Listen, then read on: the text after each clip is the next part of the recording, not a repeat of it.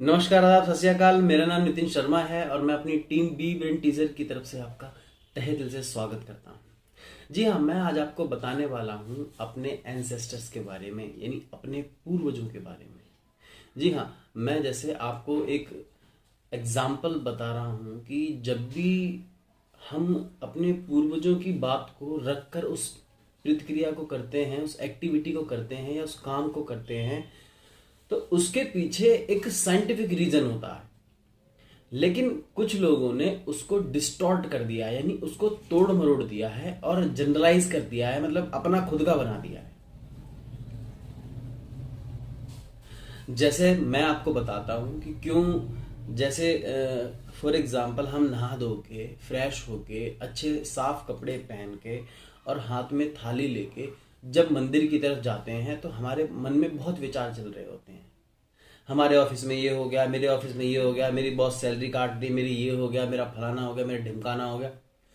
लेकिन जैसे ही हम मंदिर में जाते हैं और मंदिर पे घंटा लगाया जाता है और उस घंटे को हम जैसे ही बजाते हैं, हमारा ध्यान कहाँ चला जाता है? उन सब चीजों से परे आके हमारा ध्यान चला जाता है सीधा सीधा भगवान पे। इसलिए घंटे के सामने डायरेक्ट भगवान रखे जाते हैं और भगवान को ब्लू या व्हाइट बनाया जाता है। और ब्लू एंड व्हाइट बनाते ही जो हमारे आंखों के पीछे कॉन शेप सेल्स होती हैं व्हाइट कलर की, व्हाइट कलर को जो आइडेंटिफाई करती हैं और ब्लू कलर को जो आइडेंटिफाई करती हैं, और यही कलर हमारी बॉडी में एक एक वो स्टेट लाता है जिसे हम शांति की स्टेट कहते हैं, जिसे हम रिसोर्सफुल स्टेट कहते हैं। और जब हम इस स्टेट से भगवान के सामने बैठते हैं, इस प्रभु के सामने बैठते हैं, तो शांत मन होता है हमारा और हम उसकी पूजा अर्चना करते हैं और वंदना जो भी करते हैं, करने के बाद जो भी हम प्रे करते हैं और हमारा काम बन जाता है। और जब हमारा काम बन जाता है तो हम पूरे दिन एक ही स्टेट में रहते हैं, उसे हम कॉन्ग्रुएंसी की स्टेट कहते हैं, यानी अनुकूल होना अपने उस लक्ष्य से जो आपको चाहिए, एक रूपता। और फिर उसके बाद में जब हम ऑफिस जाते हैं, अपनी जिंदगी को उसी हिसाब से जीते हैं जो हमने विश की थी, और फिर उसके बाद में हम रात में शांत से आते हैं, शांत मन से आते हैं, और इस तरीके से हमारा एक लूप क्रिएट हो जाता है जिसे हम न्यूरल पाथवे कहते हैं। और वो न्यूरल पाथवे जब स्ट्रांग हो जाता है तो वो एक पैटर्न के रूप में आ जाता है और वही पैटर्न हमारी लाइफ में पैराडाइम बन जाते हैं। उसी हिसाब से हम अपनी दिनचर्या को जीने लग जाते हैं और यही खूबसूरत सी जिंदगी हर शख्स को जीनी चाहिए। ये है साइंटिफिक रीजन।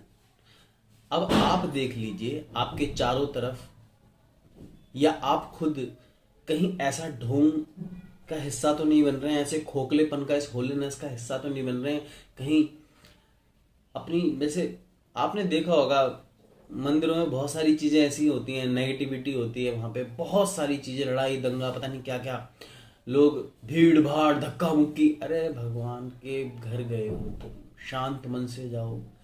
ऐसी जगह जाने से मुझे बताओ ना क्या फायदा है? दर्शन करने के लिए ऐसे हटा के फेंकते हैं, जैसे दर्शन करने फेंकते हैं हटा के, मतलब क्या? क्यों? मतलब मत करो दर्शन भैया, अगर ऐसे ऐसे कौन से भगवान के दर्शन हो रहे हैं तुम्हें? इसीलिए मैं कहता हूं कि जब तक किसी भी चीज को हासिल करने के बाद, चाहे वो आपकी पूजा हुई, चाहे वो आपकी आरती हुई, चाहे वो आपका ऐसे ही किसी को दान देना हुआ, उसके बाद आपको अगर शांति नहीं मिल रही है, मन को शांति नहीं मिल रही है, आपको रिसोर्सफुल स्टेट नहीं मिल रही है, तो मुझे नहीं लगता कि वो पूजा आपके किसी काम की है। मुझे नहीं लगता कि वो उपवास आपके काम का है जिसमें आप पूरे दिन खा रहे हो, हर 5 मिनट बाद कुछ ना कुछ खा रहे हो। तो कहने का मतलब ये है कि हमारे पूर्वजों ने हमारे लिए जो बनाया है उसको वैसा ही रहने दें, बस उसका मीनिंग जरूर समझें, क्योंकि मीनिंग जब तक हमें लॉजिक पता नहीं होता तब तक वो वर्क काम नहीं करती। आप अंधविश्वास पे मत जिएगा, लॉजिक को समझिए, उसका पीछे लॉजिक क्या है, लॉजिक को समझिए और फिर उस चीज को, जैसे गाय को रोटी देना है ना, ये एक दान के उसमें पात्र में आ जाता है। जब भी आप किसी को भोजन खिलाते हैं, जब भी आप किसी को पैसे देते हैं, जब भी आप किसी को कंट्रीब्यूशन देते हैं, कुछ भी करते हैं आप इस प्रकार, तो वो दान के पात्र में जाता है। और हमारा माइंड इस बात को ऐसे लेता है कि जब किसी को हम दे रहे होते तो इसका मतलब हमारे पास भरमार है। देने का मतलब ये है कि अपने आप में इतना भर लो कि छलक उठो हर जगह। आपकी शिकायतें खुद ब खुद खत्म हो जाएंगी, आपकी शिकवे खुद ब खुद खत्म हो जाएंगी, आपकी तकलीफें खुद ब खुद खत्म हो जाएंगी, और सब कुछ खत्म हो जाएगा और मिलेगा आपको एक पूर्ण आभास जीवन, जिस चीज के लिए हम पैदा हुए हैं। Thank you.